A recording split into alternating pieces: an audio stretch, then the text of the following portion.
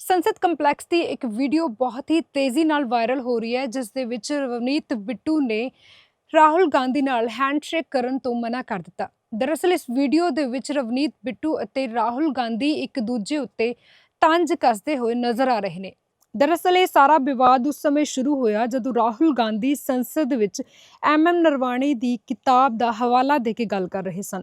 ਰਾਹੁਲ ਗਾਂਧੀ ਇਸ ਕਿਤਾਬ ਨੂੰ ਲੈ ਕੇ ਸਰਕਾਰ ਤੋਂ ਸਵਾਲ ਪੁੱਛ ਰਹੇ ਸਨ, ਪਰ ਉਹਨਾਂ ਨੂੰ ਇਸ ਬਾਰੇ ਗੱਲ ਕਰਨ ਦੀ ਇਜਾਜ਼ਤ ਨਹੀਂ ਦਿੱਤੀ ਜਾਂਦੀ।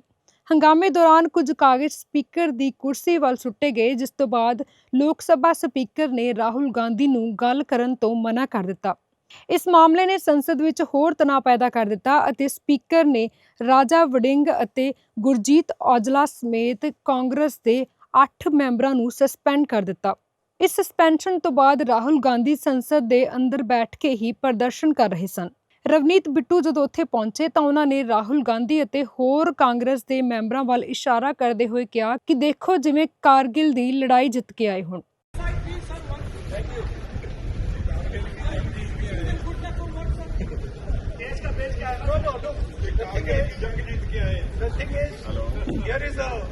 Traitor walking right by. Take a look at your face. This is what it looks like. Hello, brother. My traitor friend. Surrender. Don't worry, you'll come back. Surrender.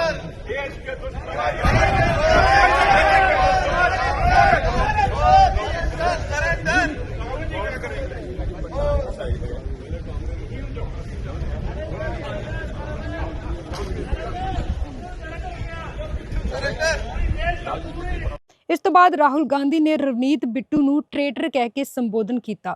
ਉਹਨਾਂ ਨਾਲ ਹੈਂਡਸ਼ੇਕ ਕਰਨ ਦੀ ਕੋਸ਼ਿਸ਼ ਵੀ ਕੀਤੀ, ਪਰ ਬਿੱਟੂ ਨੇ ਹੱਥ ਮਿਲਾਉਣ ਤੋਂ ਇਨਕਾਰ ਕਰ ਦਿੱਤਾ।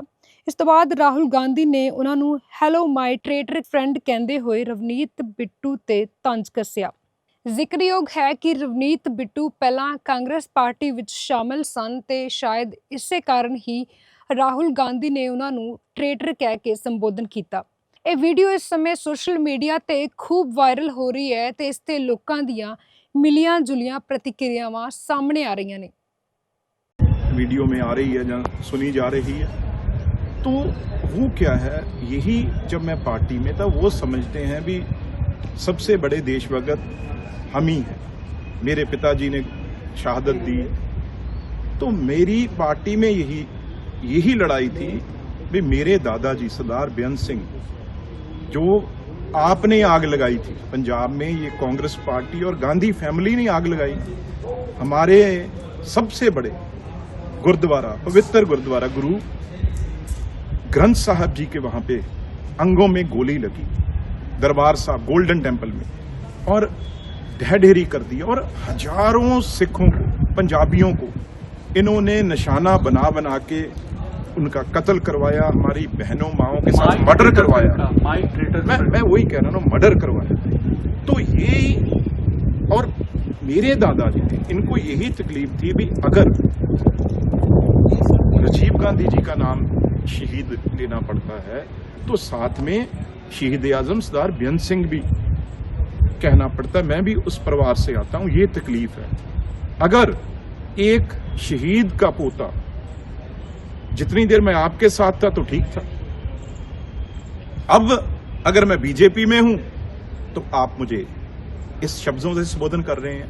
वेदना हुई, वेदना पीड़ा। और उसके बाद देखो ये अपने आप को समझते क्या है, ये चीज कह के मुझे हाथ आगे कर रहे हैं जैसे कोई शहनशाह हो, जैसे कोई, मतलब वो समझते मालिक ही हम हैं इस दुनिया देश के। तो भाई गांधी फैमिली के ना हो पर सिर पे पगड़ी है सरदार की, तो हाथ मिलाने